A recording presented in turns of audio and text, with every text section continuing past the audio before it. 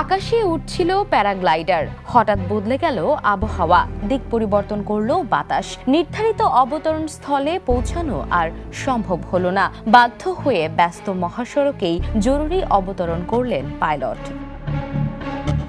ভারতের হিমাচল প্রদেশের কুল্লু জেলার রাইসন এলাকায় আকস্মিক আবহাওয়ার পরিবর্তনের কারণে এক প্যারাগ্লাইডার পাইলটকে মহাসড়কে জরুরি অবতরণ করতে হয়েছে।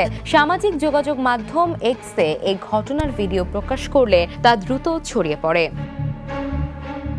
ভিডিওতে দেখা যায় কমলা সাদা রঙের প্যারাগ্লাইডারটি দ্রুত নিচে নেমে আসছে। নিচে তখন চলছিল যানবাহন, রাস্তার পাশে ছিল দোকানপাট এবং অসংখ্য মানুষ। শেষ মুহূর্তে পাইলট রাস্তার উপরে তুলনামূলক শক্ত অবতরণ করেন। অবতরণের সঙ্গে সঙ্গে স্থানীয় লোকজন দৌড়ে গিয়ে তাকে সহায়তা করেন।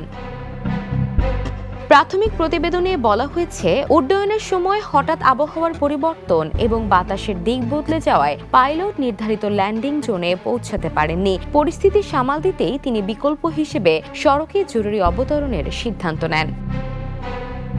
তবে এই ঘটনায় কোনো গুরুতর হতাহতের খবর পাওয়া যায়নি। Desk report, the news.